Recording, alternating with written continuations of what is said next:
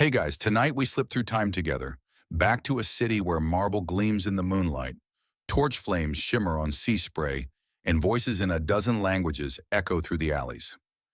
Alexandria in its prime is not just a city, it's the entire world compressed into one crowded harbor. Ships creak at their moorings, unloading ivory, cinnamon, scrolls, and gossip. You can almost smell the perfume of frankincense swirling with fish guts and horse sweat. Somewhere in that tangle of sound and smell, a young girl is about to step into history. She doesn't know it yet, but you're about to shadow the life of one of the most talked about rulers the planet has ever produced. Brace yourself, because between poison plots, sibling backstabbing, and boat parties so wild even Instagram would censor them, you probably won't survive this without a raised eyebrow or two. So before you get comfortable, take a moment to like the video and subscribe, but only if you genuinely enjoy what I do here. And hey, drop your location and the local time in the comments. I'm always curious who's listening from a quiet midnight bed in Tokyo or an early sunrise commute in Toronto. Now dim the lights, maybe turn on a fan for that soft background hum, and let's ease into tonight's journey together. You trail Cleopatra's footsteps before she even wears the crown. Picture her childhood, a palace overlooking the Mediterranean, frescoes on the walls, floors inlaid with mosaics, and tutors marching in like professors at a marathon conference. Her father, Ptolemy Twintorn, nicknamed Olitz, the flute player, was more into music and bribing Romans than ruling. That meant the family's grip on Egypt was as slippery as an eel doused in olive oil. You can imagine Cleopatra watching her father fret over coin chests, constantly borrowing from Rome, and thinking, okay, lesson one, don't blow your kingdom's allowance in one place. Still, you can't ignore the drama of Alexandria itself. The city is designed as a statement. The lighthouse at Pharos, one of the seven wonders, pierces the sky like a cosmic flashlight. The library gathers scrolls so dense with knowledge you could wallpaper the moon with papyrus, and the palace compound sprawls across the shoreline like a marble octopus. You wander these halls with Cleopatra as a child, her sandals slapping on stone, echoes bouncing as she listens to philosophers debate whether the universe is infinite or just really, really big. Historians still argue whether she was groomed carefully for rule or simply had to grab the reins when chaos forced her hand. But either way, she grew up in a place that made bold thinking unavoidable. She learns languages the way some kids collect stickers. By adulthood, Cleopatra is said to command at least 9 tongues: Greek, Egyptian, Hebrew, Aramaic, maybe even Ethiopian dialects. That's not normal for the Ptolemies, who usually hide behind Greek only. Imagine her walking the market incognito, haggling with merchants in their own speech. Instant trust points, like using perfect slang on your first day at a new school. People remember that, and Alexandria itself is dangerous training. The Ptolemaic dynasty is famous for sibling wars that make modern family drama look like light bickering over Wi-Fi passwords. Cleopatra watches relatives vanish into prison cells or suspicious fevers. You sense her sharpening her instincts, learning when to flatter, when to argue, and when to pretend you didn't hear what the eunuchs whispered. One quirky tidbit from her early years. Legend has it she loved to sneak into the great library to play with scrolls, sometimes smudging wax tablets with her ink-stained fingers. Imagine librarians sighing, "There goes the princess again," doodling crocodiles in the margin of Aristotle. A fringe theory even suggests she experimented with herbal remedies herself, foreshadowing her later obsession with poisons and perfumes. But growing up royal doesn't mean endless luxury. Egypt under the late Ptolemies is a mess. Famine hits when the Nile refuses to flood. Rebellions spark in Upper Egypt. Rome keeps tightening its grip. Cleopatra is old enough to notice the grumbling. She hears servants muttering about tax collectors, sees villagers lining up with offerings at temples, hoping the gods will finally stabilize the river. You, following in her sandals, realize that survival here requires blending spectacle with strategy. By her teenage years, Cleopatra becomes known for charisma. Not just the kind that makes courtiers swoon, but the ability to make allies feel like the sun is shining directly on them. One record even claims she could laugh at herself in public. Rare for a monarch, but powerful when you need crowds to forget their bread shortages. That mix of confidence and adaptability becomes her secret weapon. And of course, the family tension never stops simmering. Her siblings circle like sharks, each with advisors whispering promises of power. Cleopatra is officially named co-ruler with her younger brother Ptolemy when their father dies. But the title is more like a lit match in a hayloft. You can sense the spark already. Before we dive into that chaos, take one last look at Alexandria with Cleopatra's young eyes. Columns glow in the setting sun, the harbor bustles with sails like white wings, and the palace windows reflect torchlight as servants scurry. Somewhere Cleopatra is already calculating her next move. You lean against the cool marble wall, knowing this girl is about to rewrite world history with a mixture of charm, ambition, and just enough recklessness to keep bedtime stories alive 2,000 years later.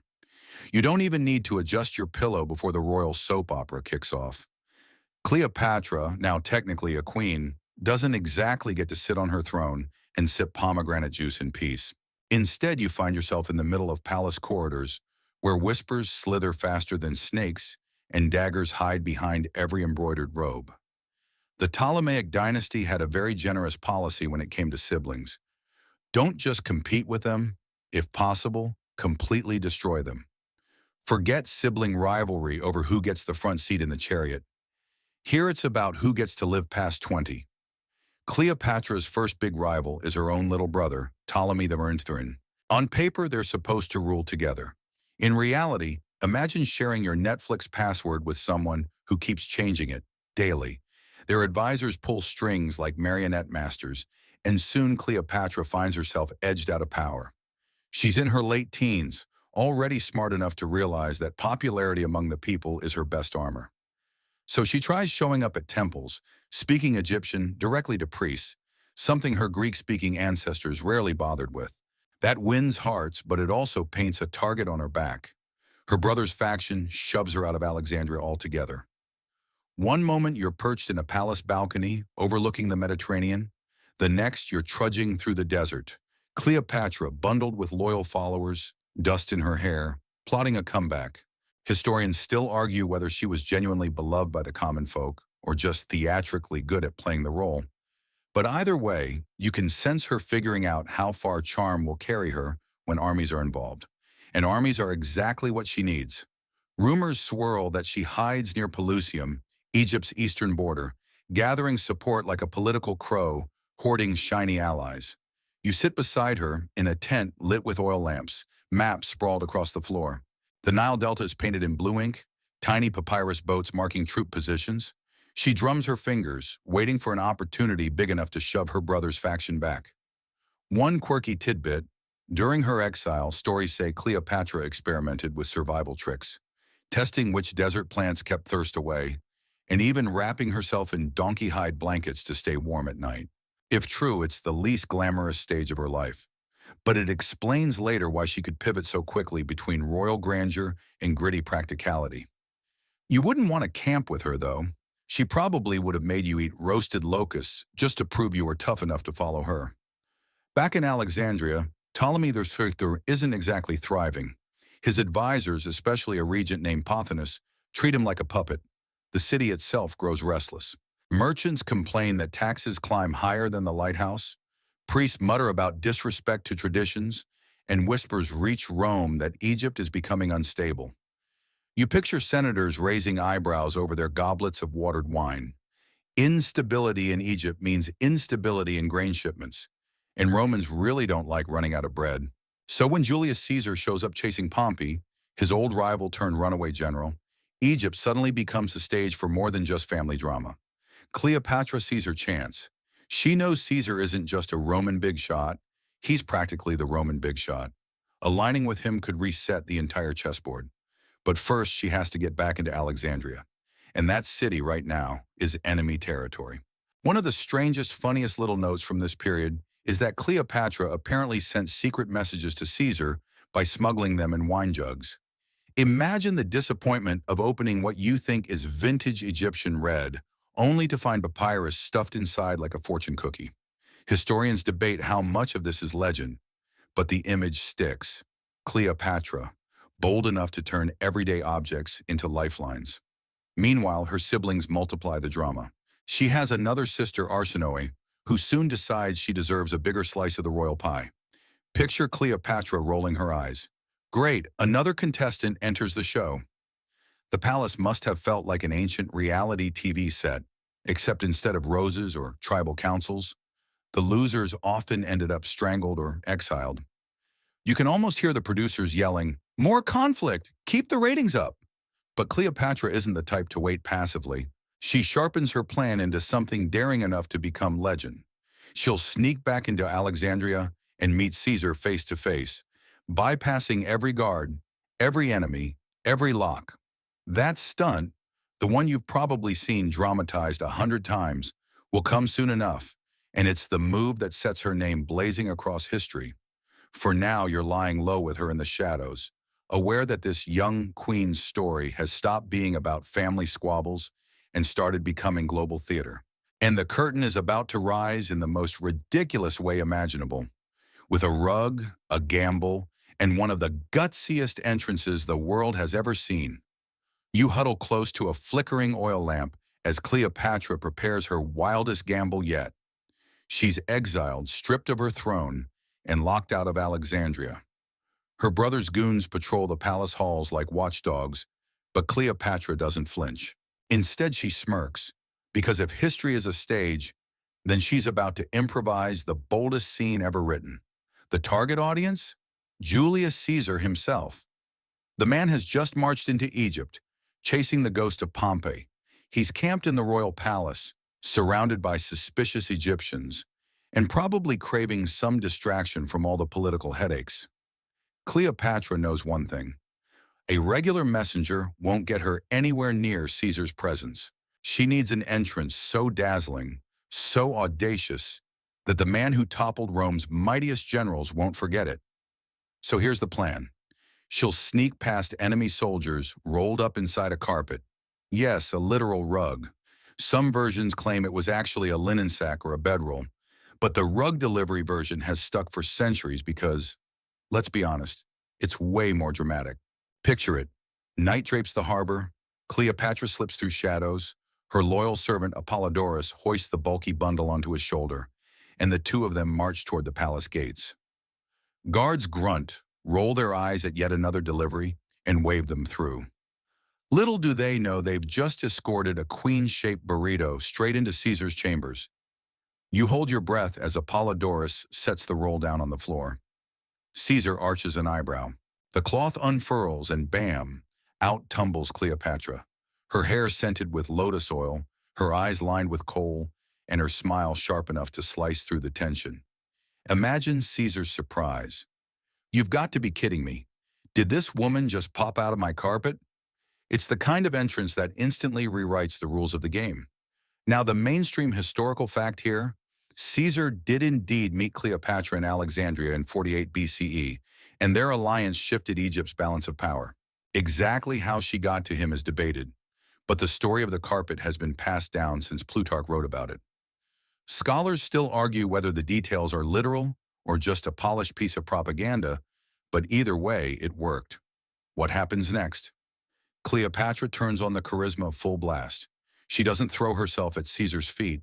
Instead, she presents herself as Egypt's rightful queen, cheated by scheming siblings, desperate for Roman support. She mixes vulnerability with regal confidence, like someone asking for help but making you feel honored to be the one giving it. Caesar, who's used to senators groveling and soldiers fawning, suddenly finds himself face to face with a woman who speaks to him as an equal. You almost see the twinkle in his eyes. Ah, finally, someone who gets it. And of course, people gossip. Alexandria's alleys buzz with rumors that Cleopatra used seduction to win Caesar over. But think about it. If charm alone were enough to sway Caesar, dozens of courtesans in Rome would have been running the empire. Cleopatra's real weapon wasn't just beauty, it was timing, wit, and the sheer boldness of her entrance. You can't forget someone who literally unrolled themselves onto your floor. One quirky tidbit, later storytellers claim Cleopatra rehearsed her grand reveal by practicing how to fall gracefully out of carpets without bruising her knees. Imagine palace maids giggling in secret watching their queen dive in and out of rugs like some bizarre gymnastics routine. True or not, the mental image is gold. For Caesar, the alliance makes sense. Backing Cleopatra strengthens Rome's control over Egypt's grain, stabilizes a volatile throne, and gives him a charismatic partner who knows how to rally the locals. For Cleopatra, it's survival, and not just survival, but an upgrade. Suddenly, she has the might of Rome behind her. Of course, not everyone is thrilled. Ptolemy III and his advisors froth with outrage. They accuse Cleopatra of selling out Egypt to the Romans, and tensions explode into street fighting. You find yourself in the middle of Alexandria, torches flaring, stones flying, citizens rioting as brother and sister factions clash. Caesar has to barricade himself in the palace, Cleopatra at his side, both listening to the city's heartbeat pounding like war drums. Historians still argue whether Cleopatra's carpet trick was a desperate stunt or a carefully staged piece of theater. Either way, you can feel the power shift in the room when she and Caesar lock eyes. She's no longer the exiled queen sneaking through shadows. She's the woman who dared to gamble everything on one entrance and won. As you step back, letting the dust settle, you realize this is only the opening act. Because if Caesar thought he was just passing through Egypt, Cleopatra is about to make sure he leaves with far more than he bargained for. The torches burn low in Alexandria's harbor, their lights shimmering on the waves as you find yourself stepping onto a barge fit for legends. Cleopatra, newly allied with Julius Caesar, is not about to let politics alone seal their partnership. She knows spectacle sells better than strategy, and so she invites the most powerful man in Rome on a cruise down the Nile. It's not just a leisurely float, it's an ancient royal flex, a PR stunt on water, a moving palace designed to remind Caesar, and everyone else, that Egypt isn't some dusty backwater. Picture it. The barge glides across the river, gilded prows flashing in the sun, oars dipped in rhythm by dozens of rowers. Servants dart back and forth with trays of figs, honey cakes, and goblets brimming with spiced wine. Flute players provide a soundtrack, their notes curling into the breeze, while dancers sway to rhythms older than pyramids. You sit in the shade of silk canopies, the smell of lotus and roasted goose swirling together, and watch Caesar lean back with the bemused smile of a man who's supposed to be conquering, but finds himself vacationing instead. Mainstream fact, this voyage did happen in 47 BCE. Ancient writers say Caesar spent months in Egypt with Cleopatra, touring temples, watching the Nile flood, and essentially acting like a guest of honor. Roman historians later painted this as scandalous, Caesar shirking his duties while Rome teetered. But in the moment, it was Cleopatra's chance to dazzle him and stake her claim as queen. Of course, she goes big with her props. At one feast, exotic animals are paraded out like living museum exhibits. Leashed leopards, sacred ibises, maybe even crocodiles blinking lazily in the sun. You can't help smirking at the thought of Caesar, the hardened general, raising an eyebrow as a hippo yawns within spitting distance of his seat, and then come the fire shows. Some accounts describe nighttime banquets where torches line the decks, making the Nile shimmer like molten bronze, while servants release tiny floating lamps into the current. The river becomes a glittering runway of light, stretching into the dark horizon. You almost want to dip your toes in, but something about crocodiles lurking just beneath the surface makes you keep them firmly tucked onto the deck. One quirky tidbit: rumors suggest Cleopatra had special recipes for perfumed oils that were burned during these river feasts. Some mixtures supposedly included cinnamon, myrrh, and even pulverized lotus petals. The effect wasn't just pleasant, it was overwhelming, a sensory bombardment that left guests reeking of flowers for days. Imagine Caesar trudging back to Rome later, still smelling faintly like a walking incense stick. But here's the scholarly debate. Historians still argue whether Caesar genuinely fell under Cleopatra's personal spell, or simply calculated that supporting her was the most efficient way to stabilize Egypt. Was it romance, or was it pure politics dressed up with lotus garlands and fireworks? You can practically hear modern historians sighing, "We'll never know, but man, what a cruise." During this voyage, Cleopatra proves she's more than glitter. She takes Caesar to ancient temples explaining rituals, myths, and her own claim to divine status as the goddess Isis incarnate. When she speaks of Egyptian traditions, she does so in the local language, impressing priests and peasants alike. For a woman whose ancestors had ruled for centuries while stubbornly speaking only Greek, this is revolutionary. You sit in on one of these ceremonies, incense clouding your view, as Cleopatra's voice echoes through the stone halls. She isn't just a queen now. She's a living bridge between cultures. At one particularly over-the-top banquet, she allegedly presents Caesar with a table groaning under dishes of flamingo tongues, roasted gazelles, and bread stamped with her royal seal. Half the time, you're not sure whether you're in a dinner party or a flex-off, and yet you can sense Caesar enjoying the break from endless campaigns, his stern Roman mask softening as he leans toward Cleopatra, maybe even chuckling at her audacity. For Cleopatra, the cruise is more than fun. It's insurance. By tying herself to Caesar publicly, she cements her position as queen and silences, well, for now, the muttering factions in Alexandria. It's also her way of showing the Egyptian people that the gods favor her. After all, if the mighty Julius Caesar is literally sitting at her side, who dares question her throne? And as the Nile carries them past reeds and crocodiles, the legend grows.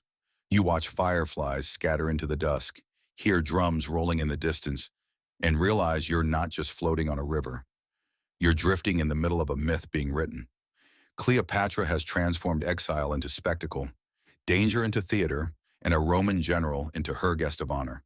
One final note, some fringe accounts even claim Cleopatra staged mock naval battles on the river for Caesar's amusement, complete with painted ships and fake warriors splashing about. Was it true? Hard to say. But knowing Cleopatra, you wouldn't put it past her. And so, under the Egyptian stars, as lotus lamps bob away on the current, Caesar and Cleopatra seal not only a political alliance, but the beginning of a story that will echo louder than the drums on that barge. The night air in Alexandria is sticky with incense when you find yourself tiptoeing into a chamber where history itself is wrapped in swaddling cloth. Cleopatra has just given birth, and suddenly Egypt has a new prince, or perhaps, depending on whom you ask, a new political question mark. His name is Ptolemy 15 Philopater Philometer Caesar, but everyone just calls him Caesarion. And yes, that translates to Little Caesar. Bihamor, you almost expect him to come with a tiny toga and a laurel wreath pacifier. The mainstream fact here, Cleopatra's son was born around 47 BCE. Cleopatra insisted he was the child of Julius Caesar, though Caesar never publicly acknowledged him as heir. That detail alone sets off centuries of debate. Was Caesarion really Caesar's biological son, or just a cleverly timed royal PR move? Historians still argue whether Cleopatra was telling the truth or using the name Caesarion as a political branding strategy. Either way, you're standing at the cradle of a child who will spend his short life as both a symbol and a pawn.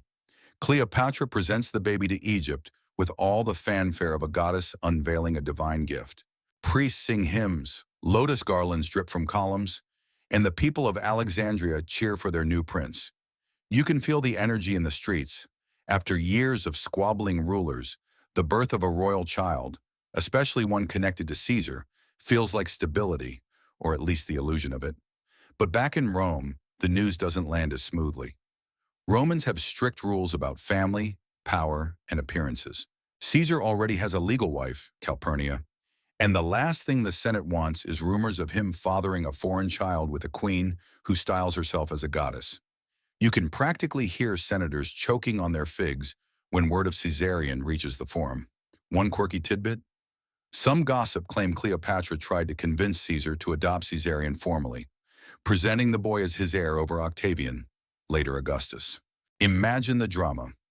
Rome's future emperor competing with a baby half Egyptian, half maybe Roman. It's like an ancient version of Who's the Real Father? Complete with political consequences. Meanwhile, Cleopatra throws herself into motherhood without sacrificing her throne. You see her holding court with Caesarion perched on her hip, the child's tiny gold bracelet gleaming in torchlight. She presents herself as the ultimate power mom, divine queen, skilled diplomat, and doting parent. For the Egyptian people, this isn't just relatable, it's sacred. Pharaohs have always been portrayed as children of gods. By tying her child to Caesar, Cleopatra reinforces the myth that her son is literally half divine. Of course, behind the gold curtains, palace whispers churn. Arsinoe, Cleopatra's ambitious sister, schemes from exile. Supporters of Ptolemy, though the boy himself eventually drowns in the Nile while fleeing battle, grumble that Caesarion is a foreign usurper. The child may be swaddled in silk, but he's already a lightning rod for enemies. Here's the fringe angle. Some suggest that Caesarion's very name wasn't just about Caesar, but also about Egypt's long history of syncretism, blending gods and cultures. Little Caesar could symbolize not just fatherhood, but a fusion of Rome and Egypt into one destiny. Was Cleopatra laying groundwork for her son to one day rule both worlds? You lean closer to the cradle, the baby's fist curling around your finger, and realize this child is already carrying the weight of two empires. Back in Rome, Caesar himself straddles an awkward position. He never publicly names Caesarion as his heir, but he doesn't deny Cleopatra either. When she visits Rome with the baby in tow, gossip skyrockets. You can almost feel the tension in the city. Senators whispering that Cleopatra is flaunting herself as Caesar's queen.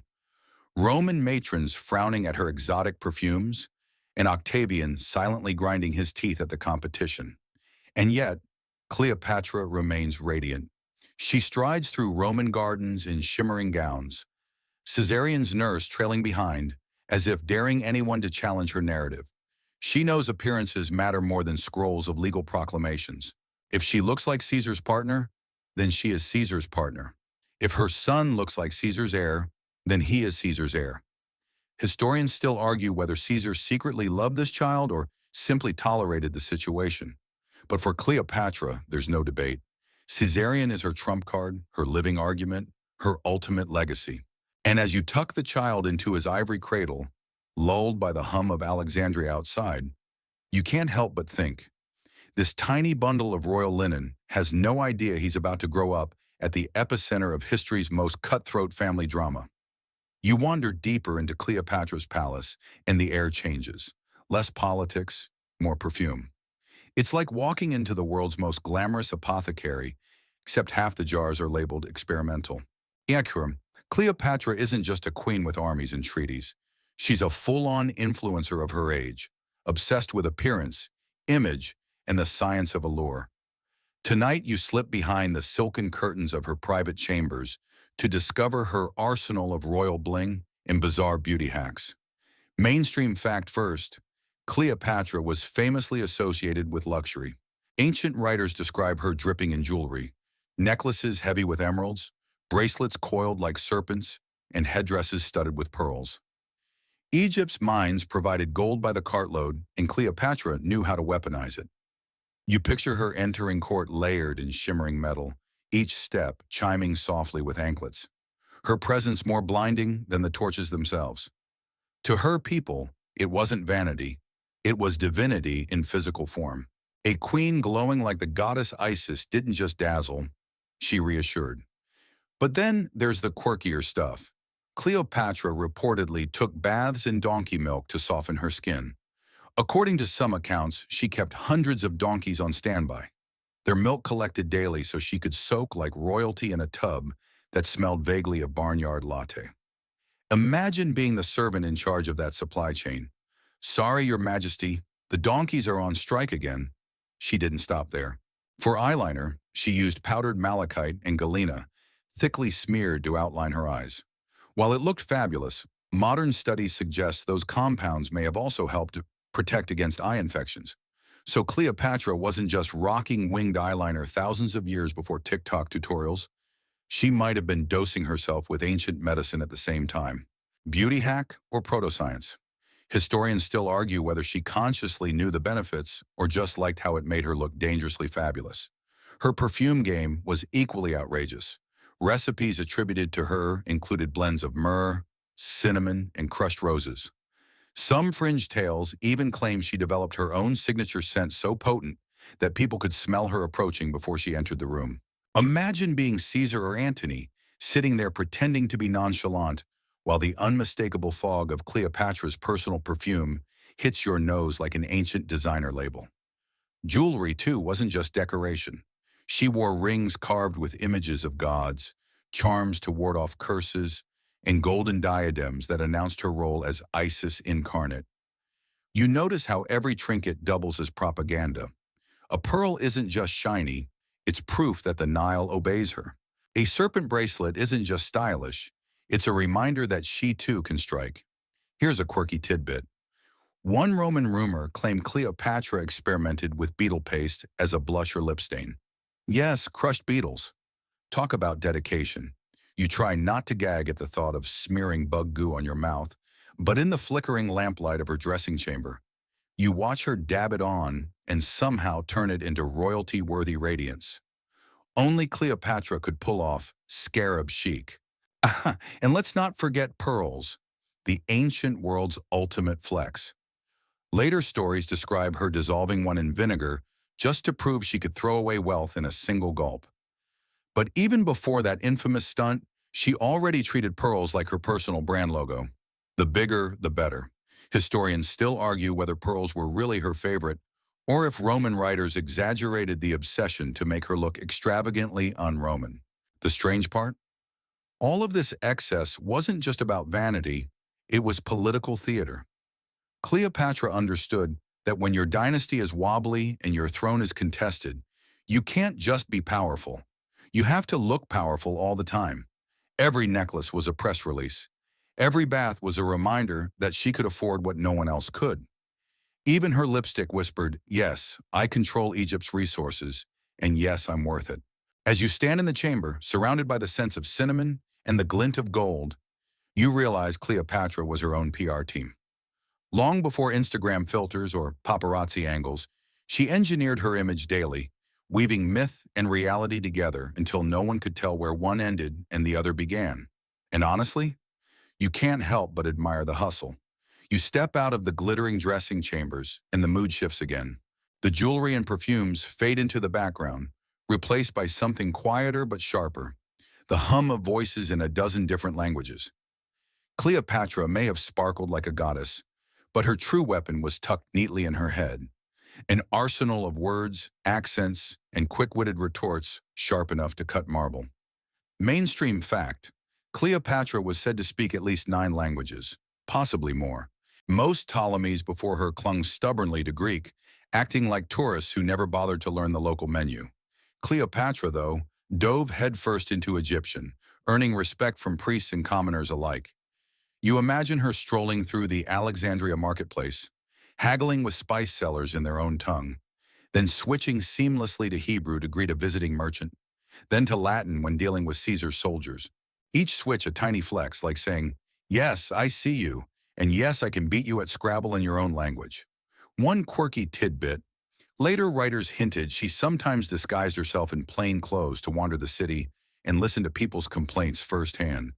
Picture Cleopatra tucked into a hood, munching on street bread, quietly eavesdropping as locals gripe about taxes. She'd nod, smile, maybe even throw in a witty comment, then vanish before anyone realized they were gossiping with the queen herself. It's half urban legend, half political genius. And oh, the wit. Cleopatra wasn't just multilingual, she was razor-tongued. Roman sources describe her conversations with diplomats as dazzling, even intimidating. She had a knack for making powerful men feel clever, while subtly leading them exactly where she wanted. You picture her sparring verbally with Caesar, him boasting about Rome's legions, her smiling slyly and pointing out that Egypt's grain fed those very legions. His grin falters, her eyebrow arches, and the room tilts ever so slightly in her favor. Historians still argue whether her intelligence was exaggerated to explain her influence. Surely she must have been manipulative, not genuinely brilliant. But the consistency of reports suggests otherwise. Again and again, writers mention her sharpness of mind. One even compared her to a siren, not because of her looks, but because her voice and words had a hypnotic pull. You witness it during one imagined audience. An envoy from the East bows, nervous, clutching his scroll. He begins in Greek, stumbles, then switches to his native Aramaic. Without missing a beat, Cleopatra replies fluently, her tone soothing, her phrasing poetic. His shoulders relax instantly. By the time the meeting ends, he's convinced he's met not just a queen, but a kindred spirit. You can almost see him sprinting home to tell his king, "We can't fight her. We'd lose the argument before the battle even starts." One fringe tale suggests Cleopatra even toyed with inventing slang or catchphrases that spread among Alexandrians, little linguistic tricks to bind her people to her. Imagine an ancient TikTok trend where everyone starts repeating the queen's witty one-liners in taverns. Whether or not that happened, the idea isn't far-fetched. She understood the power of language to create identity, loyalty, and legend. Even with Caesar, her brilliance shows. When rivals accuse her of manipulating him with beauty, she doubles down by demonstrating knowledge of Roman law and philosophy. Imagine her casually quoting Aristotle while sipping pomegranate wine, forcing hardened Roman generals to blink and think, "Wait, how does she know that?" And the humor. Don't forget that. Cleopatra wasn't afraid of sarcasm. One report hints she once teased Antony about being drunk more often than sober, then outdrank him just to prove her point. You chuckle, realizing that kind of playful bite makes her feel startlingly modern. She's not just a statue in a museum. She's the friend who roasts you mid-conversation, leaving you laughing while secretly wondering how she always wins. So as you drift through the palace corridors, hearing voices echo in Greek, Egyptian, Latin, and beyond, you realize Cleopatra's true empire wasn't just Egypt. It was every room she walked into. She ruled with words as much as with armies, and sometimes words cut deeper. The Nile breeze cools your face as you step onto a barge that feels less like a boat and more like a floating theater stage. Word has spread. Cleopatra is about to meet Mark Antony, Rome's most flamboyant general, and she isn't going to show up quietly. If you thought the carpet stunt with Caesar was bold, wait until you see this.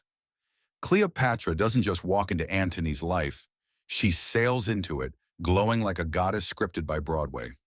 Mainstream fact, this meeting took place in 41 BCE at Tarsus, a city in modern-day Turkey.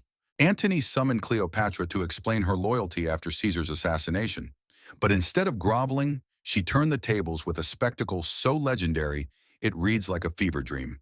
The barge itself is painted gold. Its sails billow with purple dye, the most expensive color of the ancient world. Silver oars dip in rhythm, catching the sunlight. Musicians play flutes and lyres, filling the air with hypnotic melodies. Servants scatter incense so thick the breeze carries Cleopatra's scent into the city before the boat even docks. You swear the crowd leans forward as one, their jaws slack. And then there's Cleopatra herself. She reclines under a canopy dressed as Aphrodite, or, in Egyptian terms, Isis, her robes glittering, her attendants fanning her with peacock feathers. Boys dressed as winged cupids wave playfully, while girls in shimmering gowns scatter petals at her feet. It's less an entrance and more a declaration. I am divine, and if you want to speak with me, you'll do so on my stage. Antony, notorious for his love of parties and theatrics, is instantly hooked. Some accounts say he sent messages begging her to come dine with him, but Cleopatra flipped the script. "No, Antony, you come to me." And of course, he does. You watch him climb aboard, already smiling, already half conquered before they have exchanged more than a greeting. Quirky tidbit time. Some Roman sources claim Cleopatra spiked the air with special incense blends that acted like mild aphrodisiacs, ensuring Antony's senses were as dazzled as his eyes. Whether true or just a catty rumor, it fits the vibe. Imagine showing up to a first date where the entire atmosphere is engineered to overwhelm you. Perfume, music, lighting, the works. Antony probably never stood a chance. Historians still argue whether this was pure seduction or calculated diplomacy. Was Cleopatra genuinely attracted to Antony, or was she simply locking down Rome's next most powerful general to protect her throne? The truth likely blends both. Cleopatra wasn't reckless with power plays. She staged them. She understood Antony's personality, brash, indulgent, easily swayed by luxury, and so she gave him exactly the kind of theater he couldn't resist. Dinner that night is pure spectacle. Tables groan under roasted meats, exotic fruits, and goblets of wine so rich they practically glow in torchlight. Antony, never shy about indulgence, matches her goblet for goblet, roaring with laughter as Cleopatra parries his jokes with sharper ones. You're seated at the edge of the feast, trying not to choke on your fig as you realize you're watching the beginning of one of history's most infamous love stories, staged with silver oars and purple sails. And here's the kicker. Cleopatra doesn't just impress Antony, she secures her position. With Caesar dead, her enemies would love to topple her. But now, aligned with Antony, she gains a new Roman protector. More than that, she ties herself to a man whose ambition stretches across the Mediterranean. Together, they're not just queen and general, they're co-stars in a saga that will soon make Rome panic. One fringe story claims that as the feast wound down, Cleopatra bet Antony she could spend 10 million sesterces on a single meal. He laughed, called her bluff. She calmly dissolved a priceless pearl in vinegar and drank it, proving she could literally swallow wealth. Whether the pearl fully dissolved or not, the message was clear. Cleopatra doesn't just play with riches, she consumes them. Antony, staring at her with stunned admiration, knew he'd met someone who could out-flamboyant him any day. As you recline on cushions, the night heavy with wine and smoke, you realize Cleopatra has done it again. First Caesar, now Antony, two of Rome's most powerful men, reeled in not by accident, but by carefully staged brilliance. She's not just surviving, she's directing the play. And the curtain has only just risen on Act Two. You blink, and suddenly the party never ends. Cleopatra and Antony, now officially a power couple, turn daily life into one long parade of indulgence. If you thought the Golden Barge was extra, you haven't seen their normal nights together. You step through the palace doors and the air practically drips with honeyed wine, roasted meats, and laughter that echoes off marble walls until dawn. Mainstream fact: Cleopatra and Antony were infamous for their extravagant lifestyle. In Alexandria, they even formed what Roman gossip mongers sneeringly called the inimitable livers, a club where they and their friends feasted, drank, and staged ridiculous dares. The point wasn't just fun, it was about displaying wealth and power so casually that Rome looked stingy by comparison. One quirky tidbit: Cleopatra loved games of excess. A rumor claims she once bet Antony she could spend a fortune on a single meal. He scoffed until she plucked one of her massive pearl earrings, crushed it into a goblet of vinegar, and gulped it down. Some versions say the pearl dissolved completely, others that the chemistry didn't quite work, but either way, the drama won. Antony, stunned and laughing, had to admit defeat. You imagine him muttering, "Well, that's one way to flex." The feasts themselves are sensory overload. You walk among banquet tables heaped with figs, pomegranates, flamingo tongues, and delicacies you can barely identify. Musicians pluck harps while dancers spin in circles of silk. The wine flows so freely it stains the mosaic floor. Antony, red-faced and booming, challenges servants to drinking contests, while Cleopatra reclines, watching him with that sly half-smile that always makes you wonder if she's laughing at him or with him.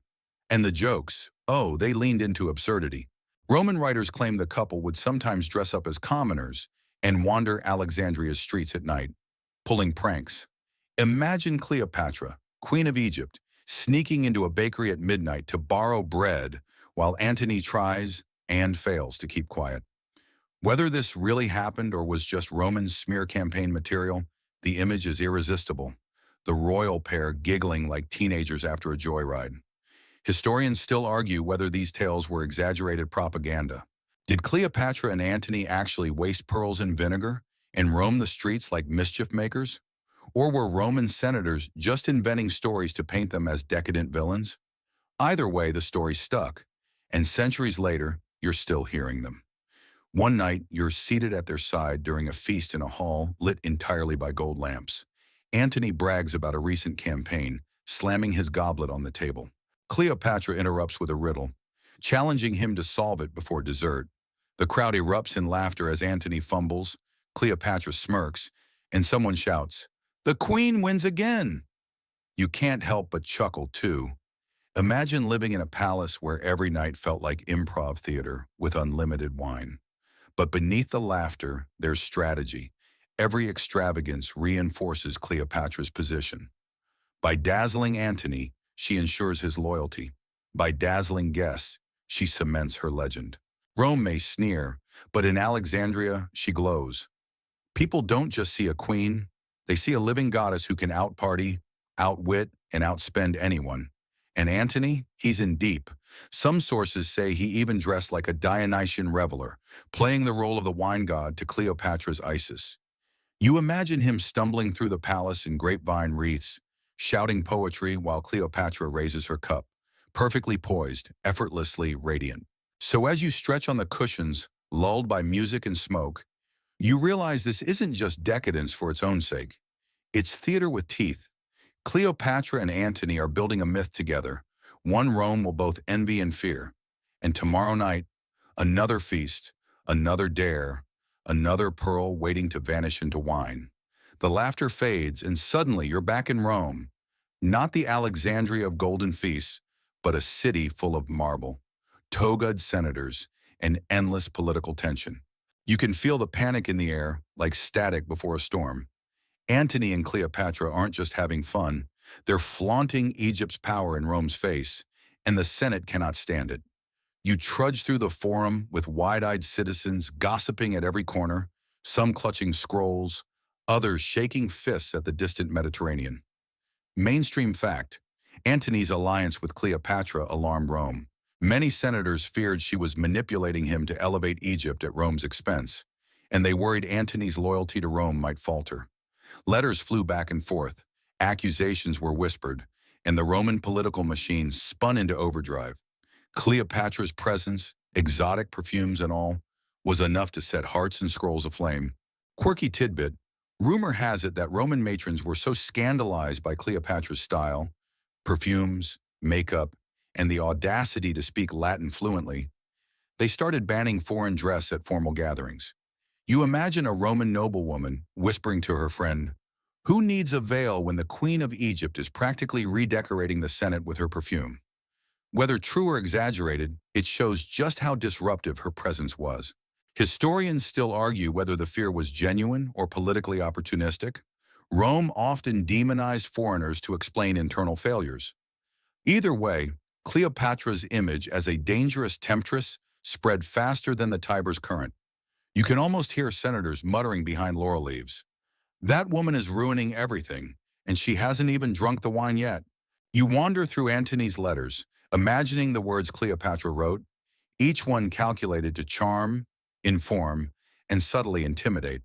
Antony is increasingly tied to her, politically and personally, forcing Roman generals to choose between loyalty to their country and loyalty to one woman. Some fringe accounts even suggest Cleopatra taught Antony secret Egyptian rituals to impress him, blending mysticism with power plays. Whether real or legend, the effect is undeniable. Antony's enemies fear her influence as much as his sword. And the Senate? They respond with a combination of outrage and posturing. Tribunes deliver speeches decrying Antony's infatuation with a foreign queen, warning that Rome risks humiliation.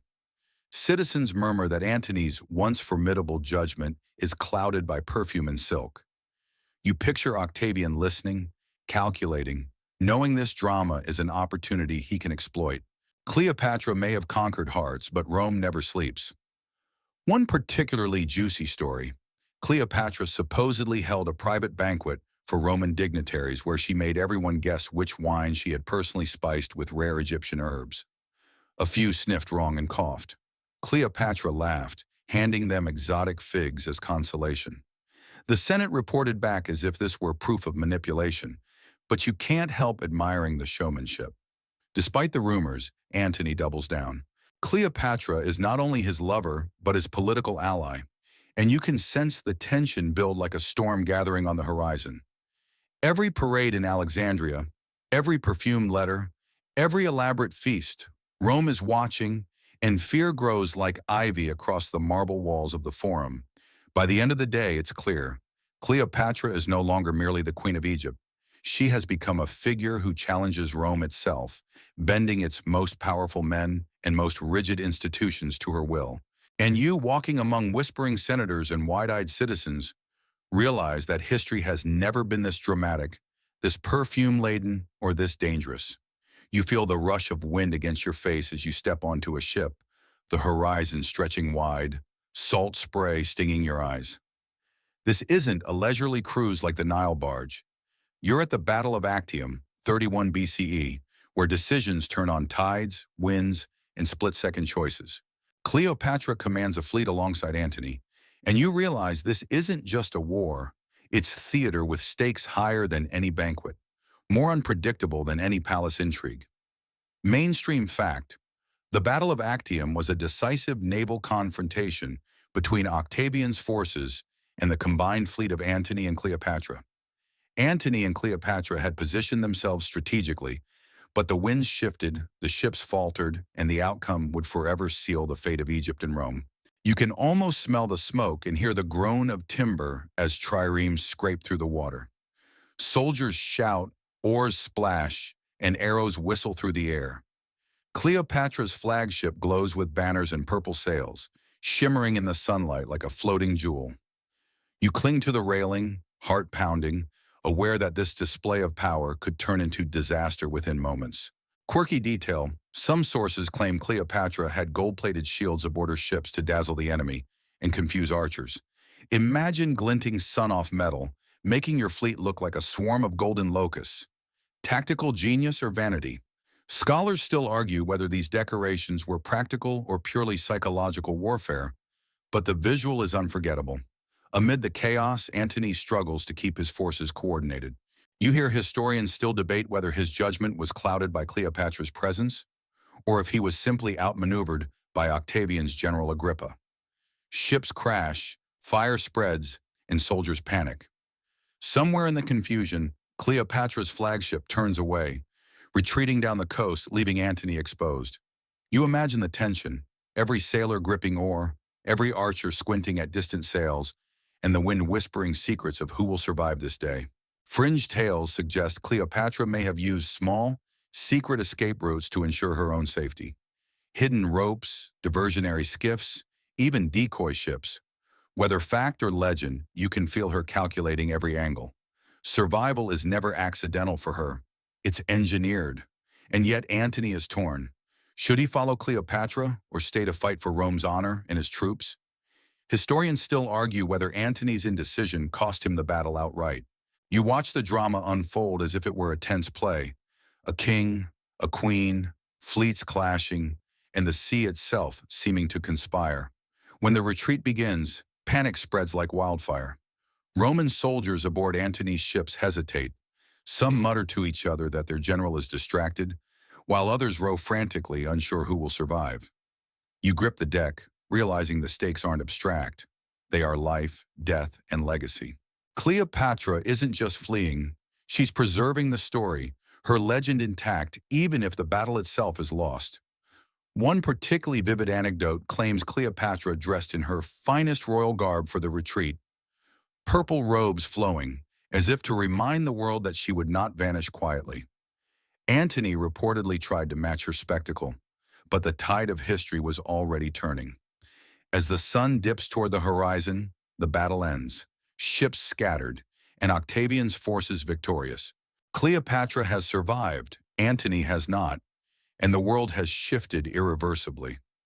You feel the weight of that moment, the gamble, the loss, the spectacle, and the start of the end for the Ptolemaic dynasty. You wander through the streets of Alexandria again, but the city feels different now, tense, heavy with smoke, and whispering with fear.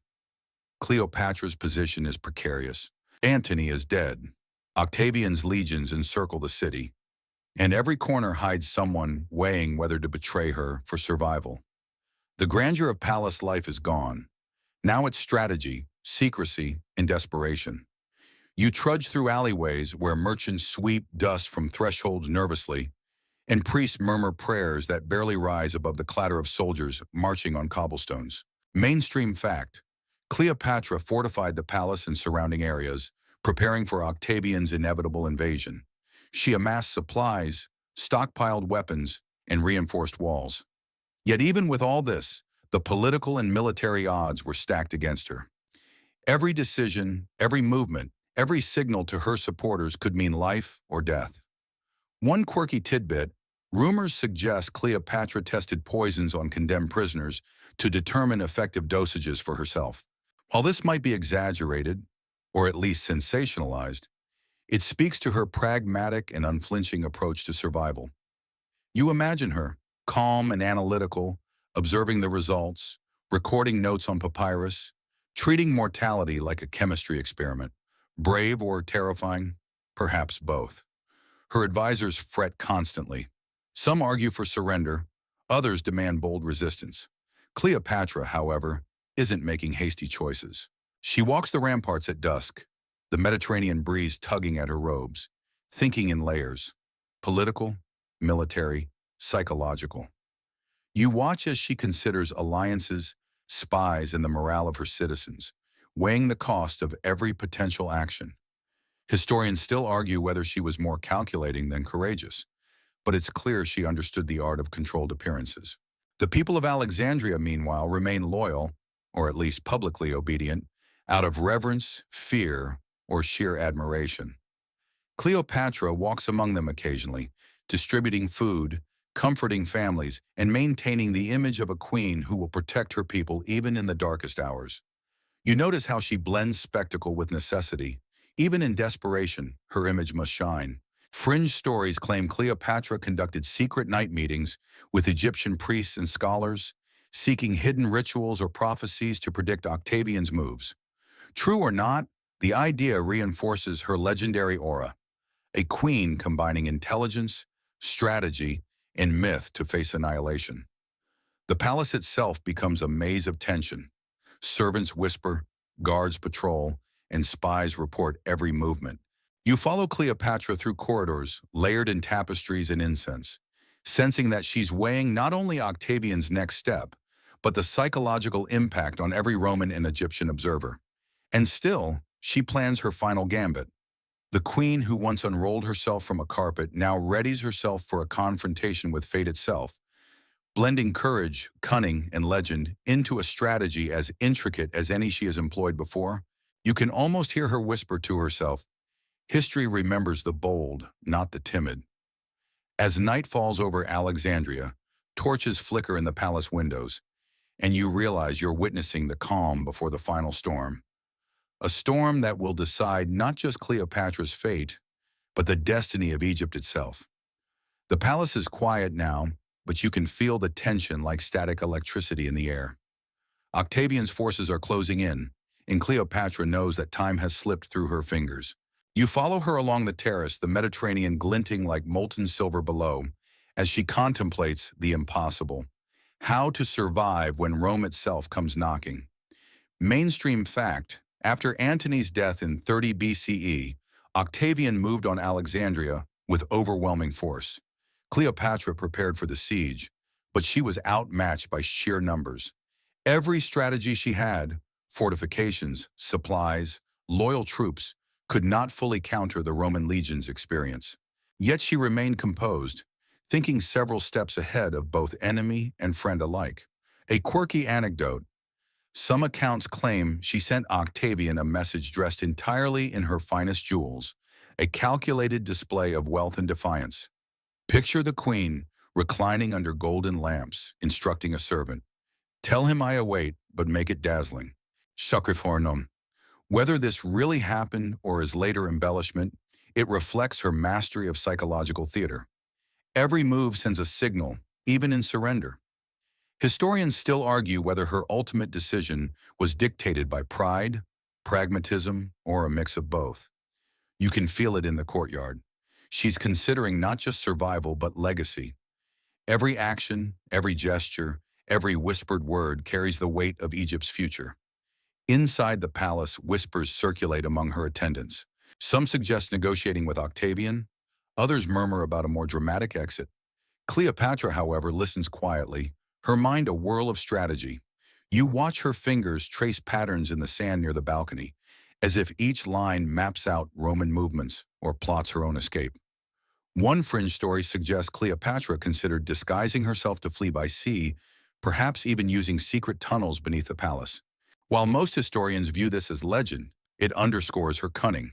She was always calculating options, even the most dramatic ones, before committing to a final plan. Meanwhile, her people gather silently in the streets, unsure whether to rally or flee. Cleopatra understands that perception is as critical as action. To maintain authority, she appears serene, regal, untouchable. Even as Octavian's banners rise on the horizon, you can feel the tension twist in the air like a tightly wound rope. At night, she holds a private audience with her closest confidants. Candles flicker. The smell of lotus incense fills the room, and she speaks in calm, deliberate tones about what must be done. Every suggestion is weighed, every word measured. Her mind dances between pragmatism and legacy. She knows that one wrong move could end not only her reign, but the dynasty itself. Finally, you see it. Cleopatra has chosen.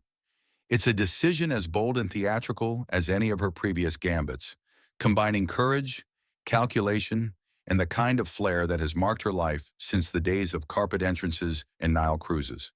She is determined to meet fate on her own terms, preserving dignity and myth in equal measure. As dawn breaks over Alexandria, the first rays of sunlight illuminate a queen ready to face the end, not as a victim, but as the author of her own legend. And you, standing in the shadows, feel the gravity of history tightening around her like a cloak. The morning sun slants across Alexandria, casting long, trembling shadows over the palace walls. You walk beside Cleopatra as the city braces itself for the inevitable. The air smells of salt, dust, and smoke from distant fires. Romans patrol the streets, soldiers crunching over gravel, while citizens peer nervously from behind shutters. Cleopatra's calm contrasts sharply with the tension.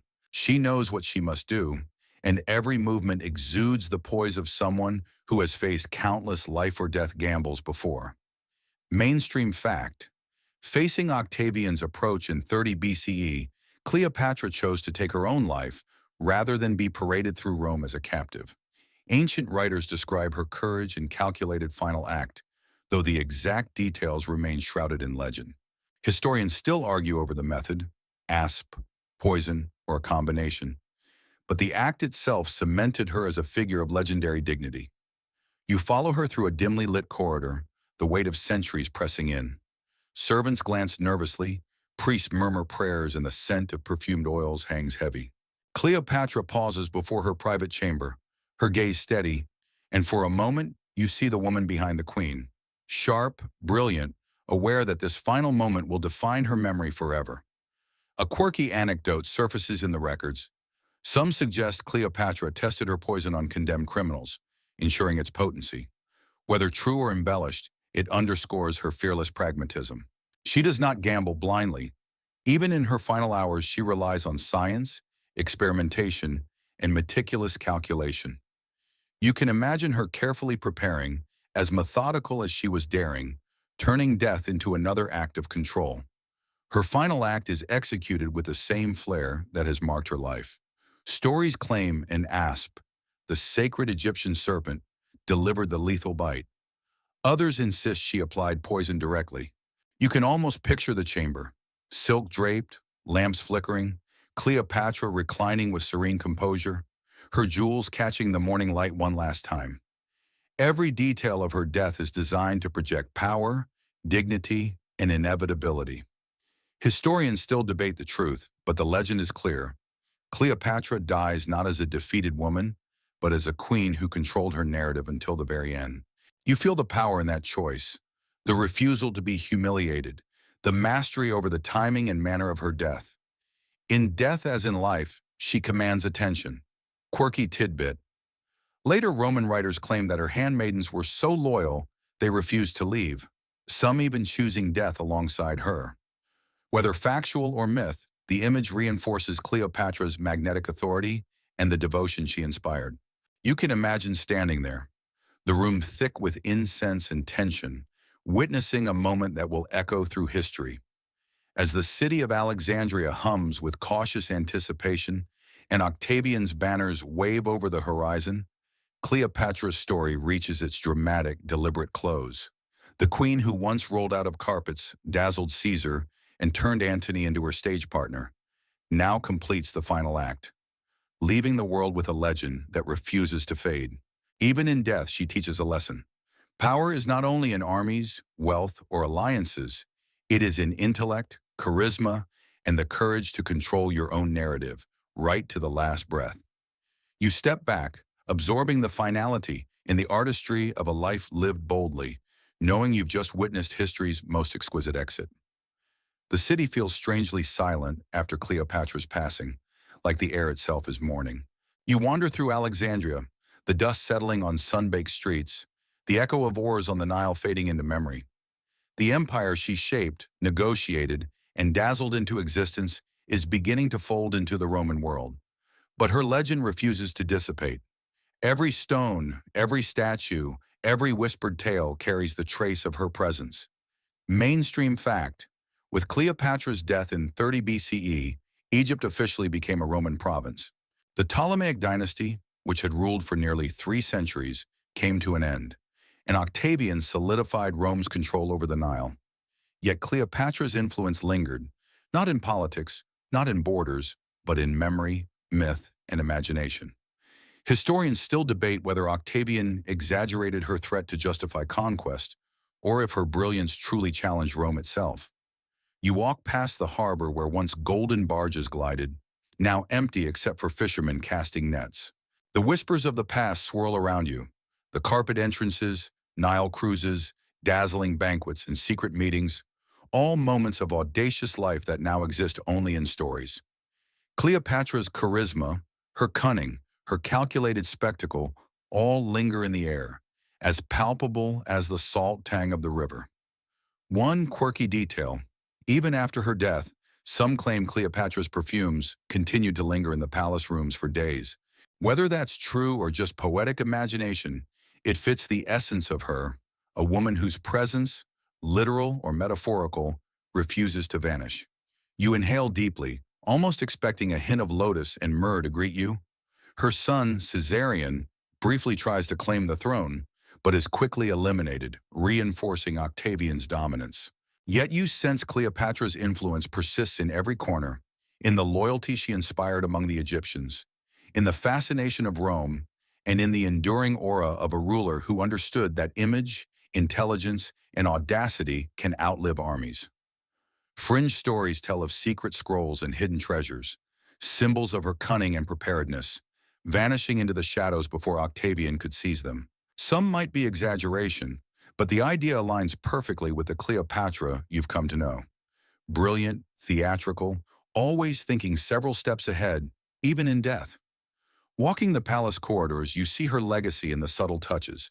Symbols of Isis intertwined with Roman motifs. Luxurious rooms now quiet. Gold and jewels left to the historian's imagination. Cleopatra's Egypt is gone politically, but culturally, mythically, she is immortal. And as the sun sets over Alexandria, painting the harbor with molten gold and purple, you feel the final echo of her life: audacious, theatrical, intelligent, and unyielding. Cleopatra didn't just rule, she orchestrated a legend, one that survives centuries later, lingering in every whisper of history, every retelling, and in the very air of the Nile itself. Now settle in as the story softens its pace. You drift through Cleopatra's Alexandria one last time, feeling the gentle warmth of the Nile breeze and the faint shimmer of fading torches. The clamor of courts, the perfumes, the music, the laughter, all slow to a whisper, like water retreating from the shore. Even the audacity and spectacle of a queen who dazzled the world take on a quiet glow, more intimate and reflective than ever before. You breathe deeply, letting the scents of lotus and incense mingle with the memory of golden barges and whispered intrigues. Cleopatra's life, so vast and theatrical, seems almost dreamlike now. Each daring act, the carpet, the feasts, the politics, the love affairs, the battles, is a note in a lullaby, resonating gently in your mind as the day winds down. Her intelligence, her charisma, and her courage shine softly in this calm. You can imagine her walking through quiet corridors, thinking, calculating, smiling at her own cleverness. Even in moments of danger, even in final acts, there is grace and intention. You feel the pulse of history slow, the stories of her triumphs and trials fading into a soothing rhythm. The world Cleopatra touched continues, yet you are left in a suspended space between legend and reality. You can almost hear the Nile's gentle current, the flicker of candlelight, and the soft clatter of distant oars. Everything settles into harmony, the tension of past intrigues melting into a peaceful, reflective quiet. Now you close your eyes, allowing Cleopatra's life and story to settle in your imagination. The grandiose, the quirky, the dangerous, and the wise all coexist here, blending into a dreamscape of history and myth. And as the night embraces you, the queen's legacy hums softly, like a lullaby whispered across millennia, leaving you calm, inspired, and gently carried into sleep.